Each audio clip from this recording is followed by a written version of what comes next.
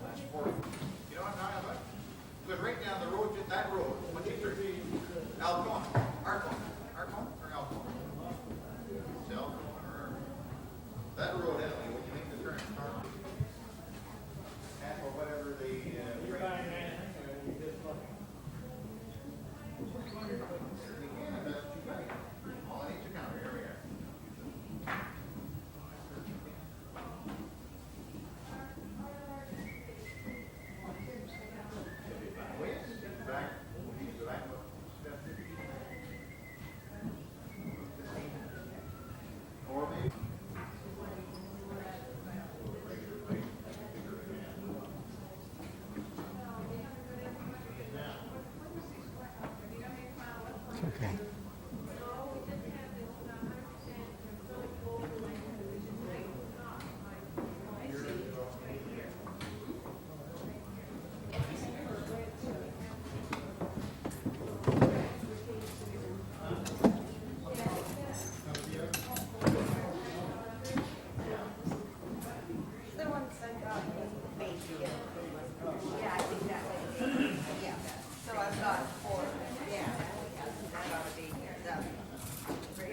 But I just saw the thing that really grabbed me. I was wondering, you know, I went on with say to the side, but I don't, I'm not just too sure. You comfortable? Yeah. Okay.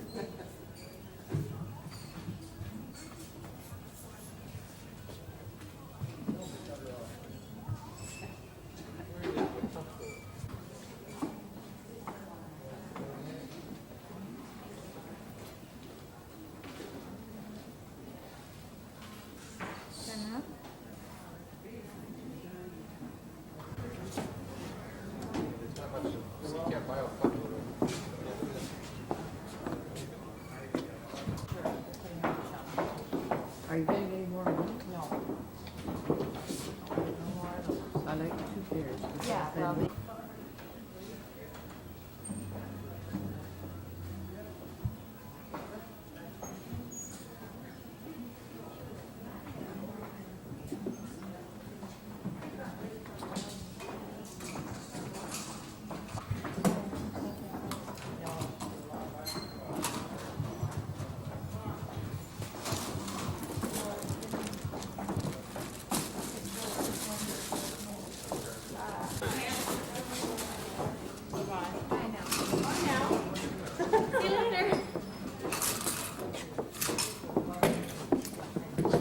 Are you shooting? Excuse me.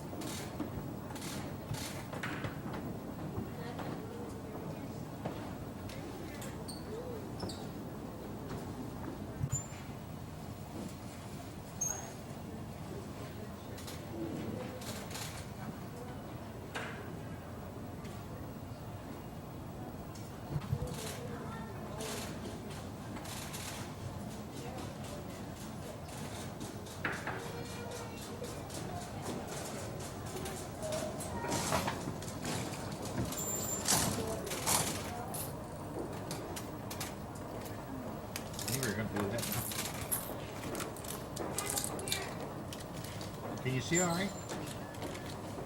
Mm-hmm. I can move this other over here.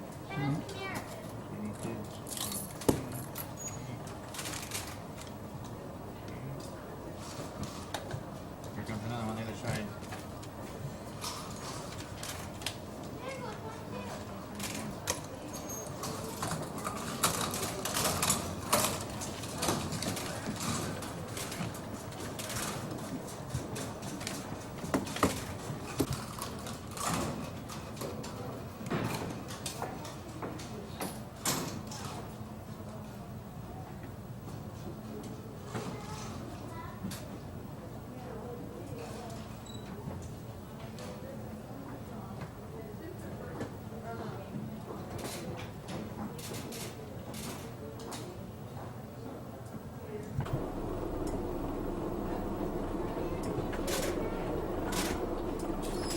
Tom McKay is the manager of McKay Brothers Limited.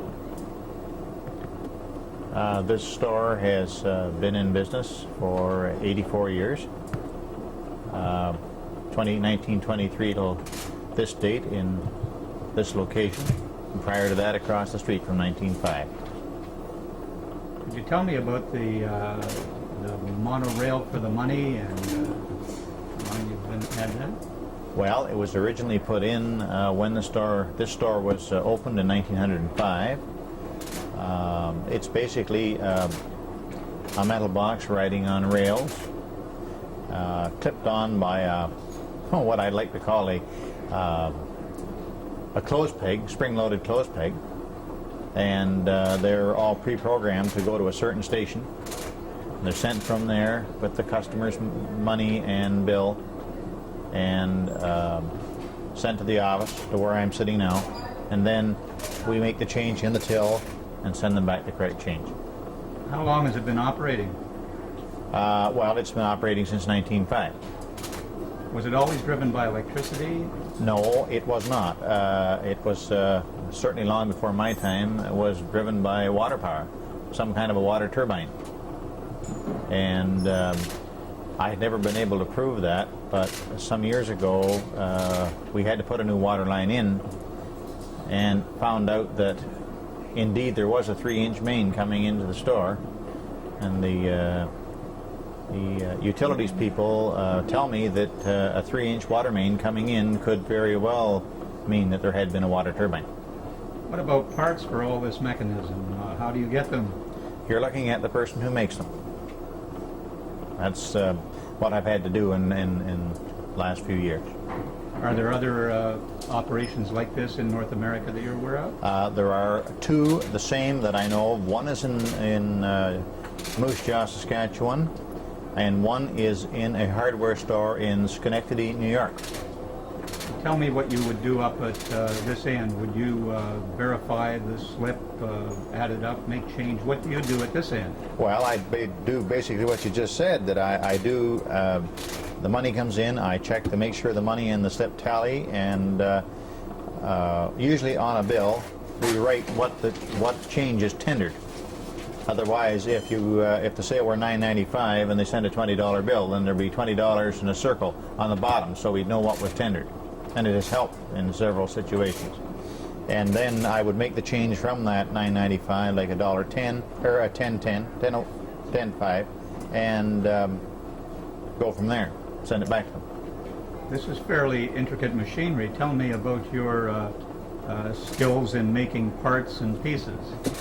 Well, I've always been blessed with the ability to be fairly mechanical, and some of these that I have made, I will admit, took a lot of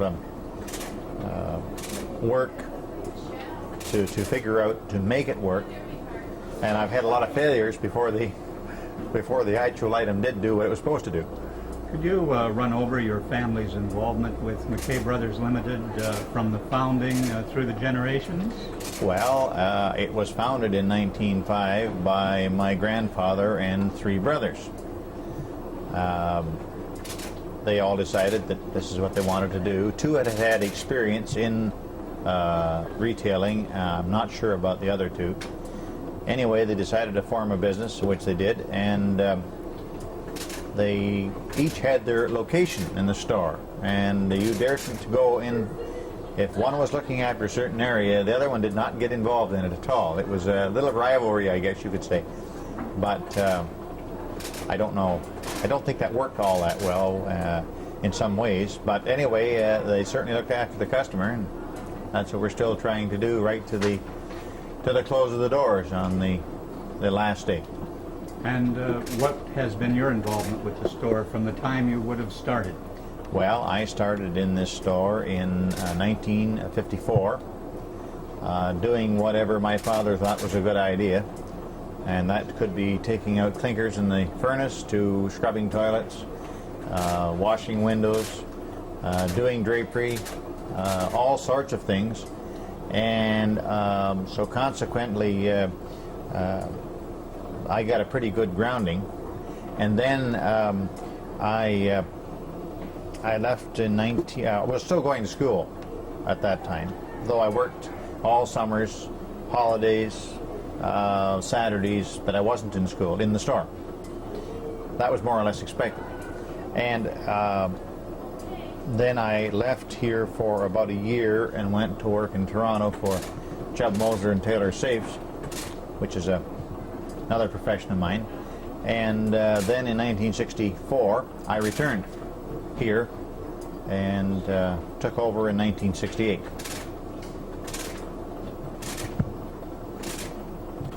Well, there's a great many. We've